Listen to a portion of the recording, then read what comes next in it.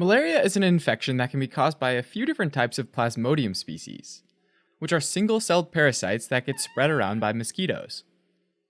Once the Plasmodium gets into the bloodstream, it starts to infect and destroy mainly liver cells and red blood cells, which causes a variety of symptoms and sometimes even death. Malaria is a serious global health problem that affects millions of people, particularly young children under the age of 5, pregnant women, patients with other health conditions like HIV and AIDS, and travelers who've had no prior exposure to malaria. Tropical and subtropical regions are hit the hardest.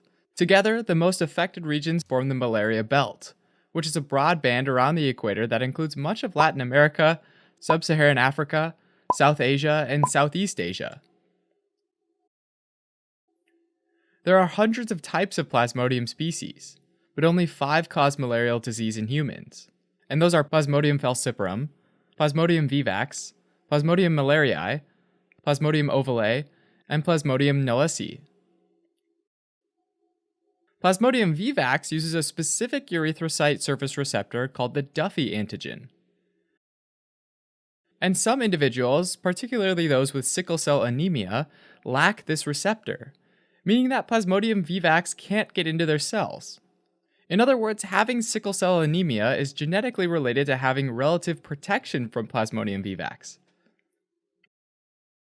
Other diseases like thalassemia and G6PD deficiency make the parasite-infected erythrocyte more susceptible to dying from oxidative stress. So, despite the obvious downside to having any of these diseases, they do offer an upside when it comes to warding off a malaria infection. In fact, because malaria has historically circulated in Africa, the genes underlying these diseases are thought to have conferred a natural selection advantage and therefore become more common in the genetic pool.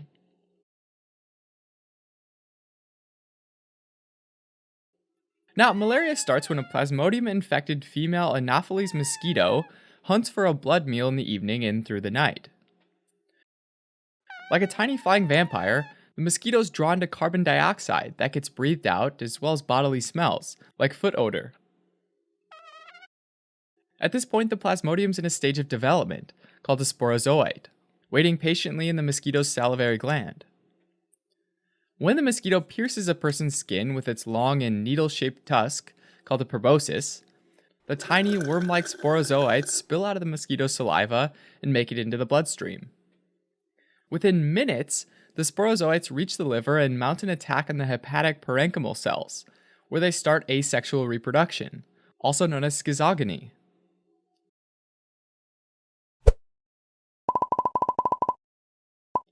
At this point, the Plasmodium species vary a bit. Over the next 1 to 2 weeks, Plasmodium falciparum, Plasmodium malariae, and Plasmodium knowlesi sporozoites multiply asexually and mature into merozoites, while host hepatic parenchymal cells die. In contrast, over the next few months to years, Plasmodium vivax and Plasmodium ovale sporozoites enter into a dormant hepatic phase, where they're called hypnozoites. Hypnozoites don't divide. Instead, they snooze for a period of time before entering the process of schizogony, causing a long delay between the initial infection and symptoms from the disease. This is called the exoerythrocytic phase, because it happens outside of the erythrocyte, or red blood cell, and it's generally asymptomatic.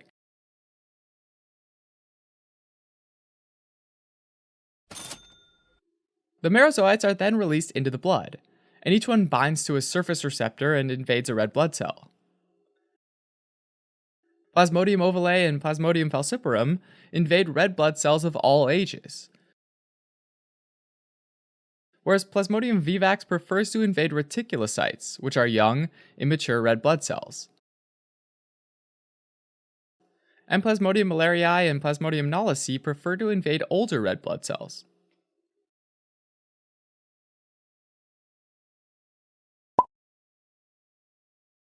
Once inside the red blood cell, the merozoite undergoes asexual reproduction and a series of transformational changes. This phase is known as the erythrocytic phase of malaria, because it happens inside of the red blood cell and generally lasts 2 to 3 days. In the first stage of the erythrocytic phase, the merozoite looks like a tiny ring within the red blood cell and is called an early trophozoite, or a ring form. In the second stage, the ring form trophozoite grows and is referred to as a late trophozoite.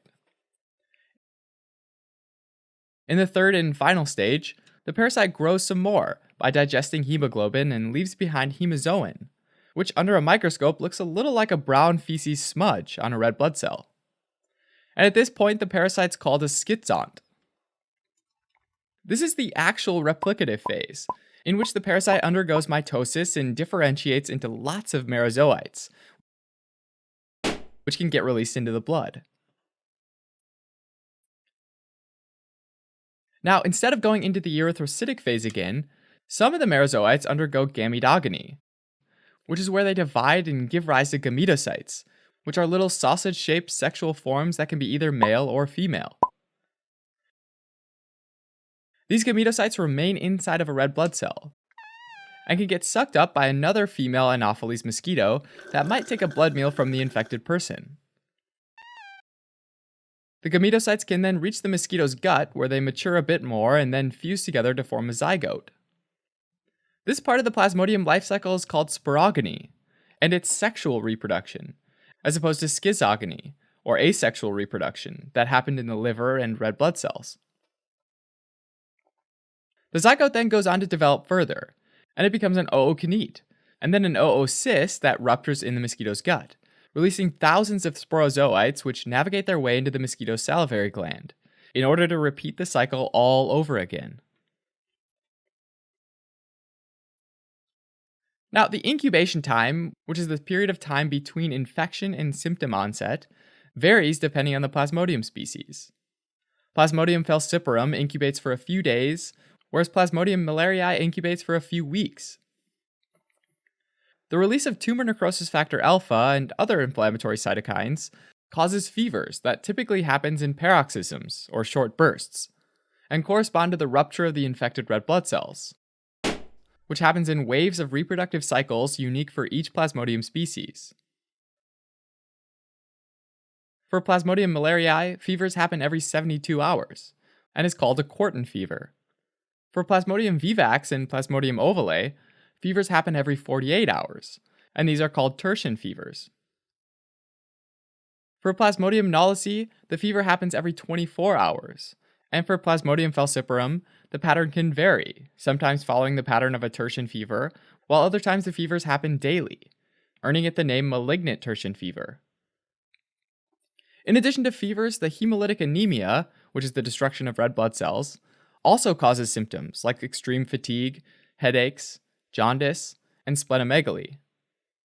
Most Plasmodium infections have a mild course of symptoms and are generally regarded as uncomplicated malarial infections. Out of all the Plasmodium species, though, Plasmodium falciparum is known for causing the worst infections. Most Plasmodium infected red blood cells get screened and destroyed by the spleen. Plasmodium falciparum, though, avoids this fate by generating a sticky protein that coats the surface of the infected red blood cells, and these look like knobs or little bumps. This protein causes the red blood cells to clump together and jam up tiny blood vessels, a process known as cytoadherence. This literally blocks the flow of blood so that infected cells aren't able to flow into the spleen, and it also blocks blood flow from reaching other vital organs, which can wreak havoc on them. Between hemolytic anemia and ischemic damage from blocked blood flow, organ failure can set in pretty quickly. When the brain's affected, it's termed cerebral malaria, and it results in altered mental status, seizures, and coma. When the liver's affected, it's termed bilious malaria, and it results in diarrhea, vomiting, jaundice, and liver failure. Other commonly infected organs include the lungs, the kidneys, and the spleen, which taken together create a sepsis-like clinical picture that can eventually lead to death. Together, all these scenarios are called complicated malaria. Malaria is usually diagnosed with a thick blood smear that locates parasites sitting within the red blood cells, and a thin blood smear, which directly identifies the Plasmodium species. It's also important to know the percentage of red blood cells infected by a parasite, because patients with greater than 5% parasitemia can have worse outcomes. Some common lab findings include thrombocytopenia, which is a low platelet count, elevated lactate dehydrogenase levels due to hemolysis, and a normochromic, normocytic type of anemia, meaning that the red blood cells are few in number, but those that remain are of normal size and color. Treatment for malaria is generally divided into the different stages of infection. Suppressive treatment, or chemoprophylaxis, is aimed at killing sporozoites before they infect hepatocytes, so it's usually given to travelers that are headed to a country with endemic malaria. Therapeutic treatments aimed at eliminating merozoites in the erythrocytic phase, so it's usually given during an active infection. The exact medication or group of medications that are used to treat an active infection depends largely on the severity of the infection, the age and pregnancy status of the patient, the local malarial resistance pattern, which depends on the geography, and the Plasmodium species causing the infection. It's also important to not take the same medication to treat an active infection that was previously used as chemoprophylaxis. Gametocidal treatments aimed at killing gametocytes, which prevents spread of disease, and thus the creation of future resistant forms of the parasite. Lastly, radical treatments aimed at killing hypnozoites in the liver, from a Plasmodium vivax and Plasmodium ovale infection. For the most part, cases of uncomplicated malaria resolve with treatment. Even after recovery, some individuals can get symptoms after a period of time, and this is called recurrent malaria, and it's broadly divided into 3 underlying causes: recrudescence, relapse, and reinfection. Recrudescence refers to ineffective treatment that didn't completely clear the infection, a problem common when there are high rates of antimalarial resistance. Relapse refers to situations where the blood was cleared of merozoites, but hypnozoites persisted in the liver, and then emerged to cause more problems. And reinfection is when an individual was effectively treated, but a completely new infection caused a new bout of malaria, a problem common in endemic areas, since a single infection doesn't make a person immune to malaria. Instead, there's an acquired ability to tolerate Plasmodium infections, which relates to the degree of exposure to a variety of different strains. Since malaria is spread by mosquitoes, anything that prevents mosquito bites can help, like full-body clothing, mosquito repellent, sleeping in insecticide-covered mosquito nets, and using indoor insecticide sprays. In addition, Anopheles mosquitoes like to lay their eggs in small, shallow collections of fresh water, like containers sitting outdoors during the rainy season in tropical countries. To control the mosquito population, it's important to empty out these containers and any other stagnant collections of water. Alright, as a quick recap, malaria is a life-threatening mosquito-transmitted infection caused by Plasmodium parasites in which the Plasmodium feeds and grows inside hepatocytes and red blood cells. Symptoms are primarily caused by the rupture of red blood cells that usually result in high-grade fever paroxysms that improve over time, but can occasionally cause severe complications and death.